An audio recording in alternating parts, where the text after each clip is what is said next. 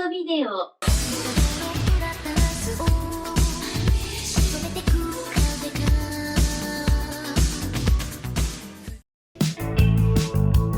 In 1764, novelist Horace Walpole published his story The Castle of Otranto, a chilling tale of dark spirits terrorizing cruel aristocracy. Walpole had been inspired to write the story after having a horrific nightmare while at Strawberry Hill House, a replica castle that was done in the Gothic Revival style of architecture. Through combining his knowledge of medieval history with his own terror of the supernatural, Walpole wrote and published what we now know as the first piece of Gothic literature.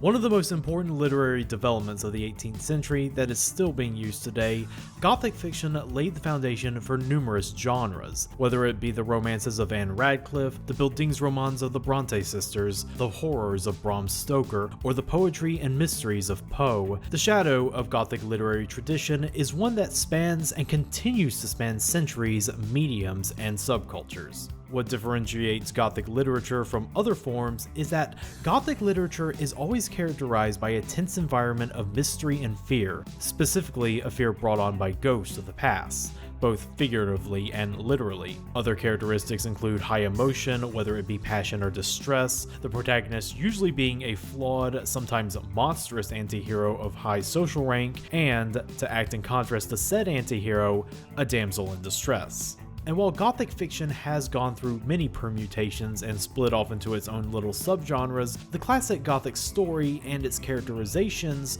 persist throughout all media. Sometimes you can even find it in places where you'd least expect it.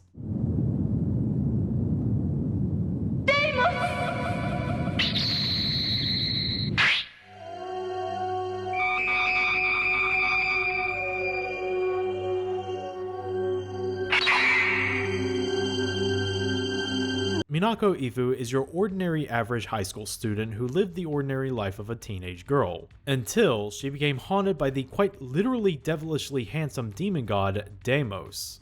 私は美しい人間の娘を探しにこの世に出てきた。そしてついに見つけた。それがイフ・ミナコ、お前だ。 A little backstory here. At the home of the gods on Mount Olympus, Deimos, the god of terror, fell deeply in love with the gorgeous goddess of love and sister Venus. Outraged at this bout of incest, their father Zeus sentences the two siblings to a harsh punishment in a fit of hypocritical rage. Deimos sentenced to be turned into a horn and winged demon while still retaining his gorgeous looks, while Venus is sentenced to be tied to a thorny tree beneath the ocean, destined to rot for all eternity but never die. A slightly uneven doling out of justice, but I guess that's the patriarchy for you. Venus begs for Deimos to use his powers to grant her spirit a new body to inhabit and free herself of her fate. Deimos agrees and seeks out the girl who is the reincarnated form of Venus, which so happens to be Minako. And so begins a really messed up love triangle between goddesses, demons, and Japanese schoolgirls, which ultimately ends up being the backdrop for a terrifying series of stories involving the three wayward and lovelorn souls. やけどをしてみなければ火の熱さはわからぬと見える。しょうのないやつだ。 1988's Bride of Deimos was another awesome find for me. On first glance, it does look like yet another one of those anime produced in the weeds of the OVA era for a bargain price. And then you do a little digging and find out that it is based off of an extremely popular shōjo manga from the 70s. And then you wonder why such an in-demand manga got such a bare-bones looking anime adaptation. And then you realize that it was a shōjo manga adaptation. It is the most unfortunate side of the OVA era. Among all the adaptations of popular manga, shōjo manga adaptations were the least concerned. The past two we've covered thus far being more music video compilations than actual adaptations. Bride of Deimos is different from the bunch in that it does seem to want to actually translate the manga to animation, even though in some cases I use that term very loosely.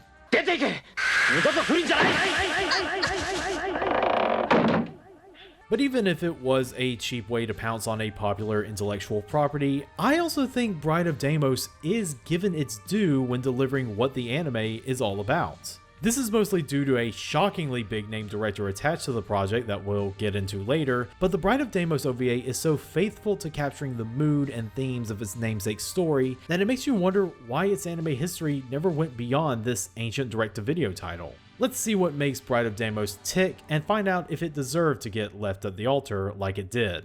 花は枯れても香りは残る。強い疑惑の香りが。 While traditional Gothic literature began as an extremely European field, it would spread out to other countries where they would have their own localized takes on the genre. One of these places was Japan. During the Meiji Restoration, European literature became widespread amongst the country's emerging intelligentsia. One of them, KYOTO Izumi, wrote stories that took up the Gothic tradition in a very Japanese way. Using lush stylized prose and themes of the supernatural found in early Edo period arts, Izumi made a brand of Gothic stories that expressed a sense of surreal romanticism while also offering scathing critiques on modern society. In summary, he was a Gothic fiction author. Fast forward to the 1970s, and we really see the influence of the European style of Gothic fiction take hold with the golden age of shōjo manga. Thanks to the proliferation of historical period pieces in this time, it was quite common to see authors utilize Gothic tropes of compelling anti-heroes, fading damsels, and historically European settings. But the series that actually resembled the traditional Gothic work the most was one that was set in the modern day. Bride of Deimos. Written by former TV scriptwriter Etsugo Ikeda and illustrated by Yuho Ashibe, Bride of Deimos was serialized in Akita Shoten's monthly princess magazine starting on December 6, 1974. While it has the same plot as I explained above, it really is more of a centerpiece that an anthology of Gothic horror revolves around, with Minako, Deimos, and occasionally Venus getting involved. Each chapter is usually a standalone story of Minako falling into a horror story plot that can range from a haunted mansion story to her finding out a new friend of hers is actually a vampire, and it will usually end with Deimos saving her in his own twisted way and with a very tragic or nightmarish death to cap things off. Other chapters can also be about Deimos being the demon he is to other people or spirits. One that really stood out to me was him meeting the spirit of the storybook Thumbelina, who wishes to find out if there really is more than just happily ever after and wishes to become real. And after she's unsatisfied with a life that plays out exactly like her namesake fairy tale, Deimos decides to grant her wish of becoming truly real, with the twist being that humanity being given to a 100-year-old fairy tale doesn't exactly last long if you catch my drift. Bride of Deimos is Gothic horror's own Twilight Zone, but in spite of its episodic nature, there was actual character progression for the love triangle. Deimos' haunting of Minako makes her more meek and wanting to just live her own life without him, but at the same time, she cannot deny that she has some feelings for him. And while Deimos initially was just using Minako as a means to an end, he eventually finds himself wrestling with the conflict of who does he love more, Venus or the body he plans on using for her. It's no surprise that Ikeda's weaving of supernatural terror with twisted romance, combined with the hauntingly sublime art of Ashibe, made for a popular manga, especially since horror was severely unrepresented in shōjo manga at the time. It was so popular that when it got cut short in the early 80s, reader demand to bring it back and finish the story was so intense that it continued on until 1990. Deimos was even popular with the nascent American manga fan translation scene, with it occupying otaku fanzines in the early 90s. This would lead to it getting brought over to the States officially during the anime boom of the 2000s by publisher Comics One. Sadly, it never did finish its run here thanks to Comics One buying the farm years later. Make no mistake, Bride of Deimos wasn't just another shōjo property, it was an important shōjo property, showing off how even in the sparkling old-school shōjo art style, the macabre can still rear its fearful head. So when Toei Video got a hold of an anime adaptation for Deimos, there was some anticipation that it might do the manga justice. After all, it did have one of the best animators in anime who could translate those unique shōjo stylings to the screen with great dramatic effects. And that director was... let's be real here, Osamu Dezaki, but Rentaro is a close second. One of the four founders of Studio Madhouse, which also did the animation for Bride of Deimos, Rentaro was one of the most visually ambitious directors of his generation. We've seen his work before on the show, his way of blocking scenes and mixing styles to create a brand of splendorous surrealism that fits stories about the supernatural like a well-oiled glove. So even with a more economical anime like Bride of Deimos, Rentaro's visual flair helps elevate what could have easily just been a bunch of still frames and character cells sliding around, even though there's plenty of that. Rintaro is able to capture the atmosphere of Bride of Deimos, which, as we explained above, is a traditional Gothic horror. The anime story is based off of one of the many stories in the manga titled The Orchid Suite, and out of all of them, it might be the most traditionally gothic. Focusing on Minako being drawn into a world of a mysterious orchid grower and her handsome younger brother, the tale has all the hallmarks. The main setting is an imposing mansion that almost resembles a castle. The whole plot plays out like a mystery where each reveal unearths more twisted information after the next, a whole lot of emotional drama, and much of the horror stems from the sins of the past blossoming into the sins of the present. Through his direction, Rintaro revels in this horror, creating this uneasy atmosphere as Minako feels compelled to venture deeper and deeper into learning what goes on in this mansion, mostly thanks to her friend from the school newspaper's sudden disappearance when covering the story. Yeah, that's a regular thing with Deimos. Minako goes through so many friends who die horribly that it's a wonder people still hang out with her. And once bodies begin to start piling up, that's when Rintaro really gets into his wheelhouse.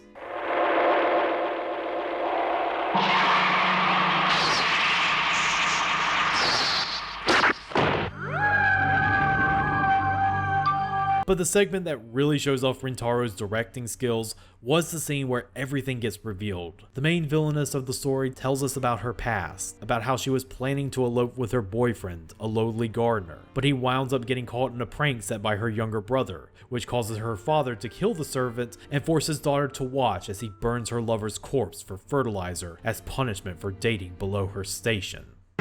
よく見ておけ。勝手にお前を手に入れようとした者がどうなるかを。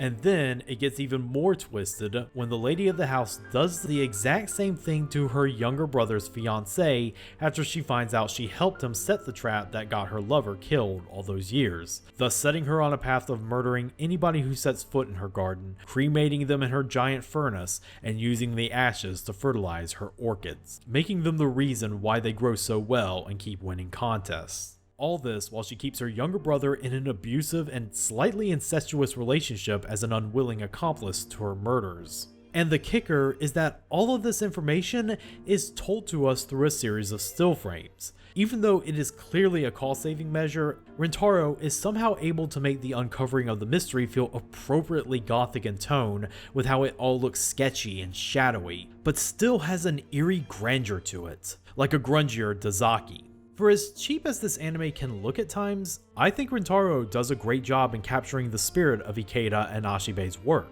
It makes it all the more frustrating that this 30-minute OVA is, to date, the only Bride of Deimos animation in existence. A hard truth I have come across in researching many of these OVAs made around this period is that a lot of them were repackaged pilots for anime series that never really went anywhere. Of course you couldn't animate all that and have it sit around in a vault somewhere, release it on video and make some bank off that labor. The Bride of Deimos has the exact same smell of a failed pilot. Its runtime is exactly 30 minutes, and the reasoning behind its budget appears to have been to answer the question of, can we get this out on a weekly basis? But if it was a pilot, why did it not get picked up? Well, the clear answer is that it's a shōjo property in the 80s. I've made my case before that those always got to be seen as lesser in that time period, and the ones that did get picked up were done with the criteria of being made for an elementary school demographic that can be merchandised to hell and back.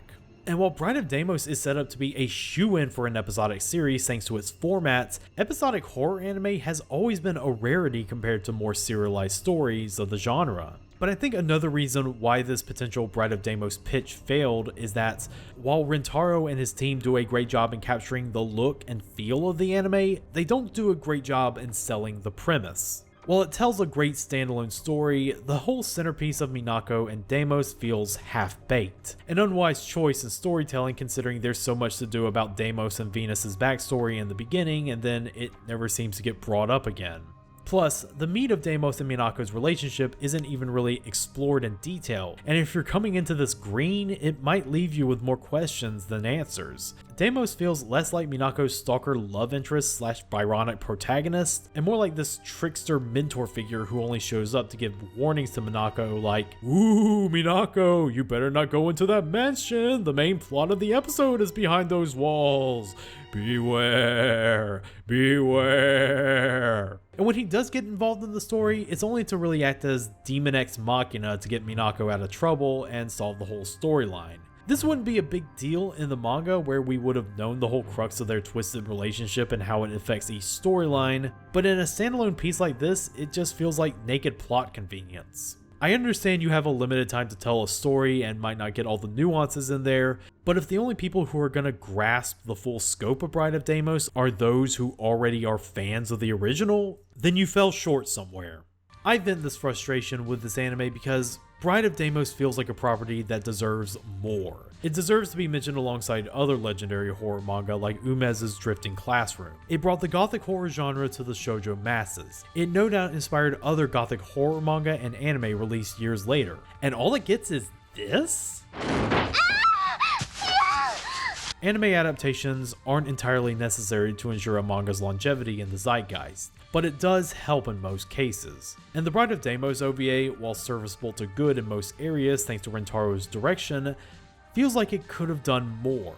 One day, we may get an actual anime adaptation of Deimos, but we cannot guarantee it would truly capture the spooky beauty of the manga. Visionary directors like Rintaro aren't people you find on every street corner.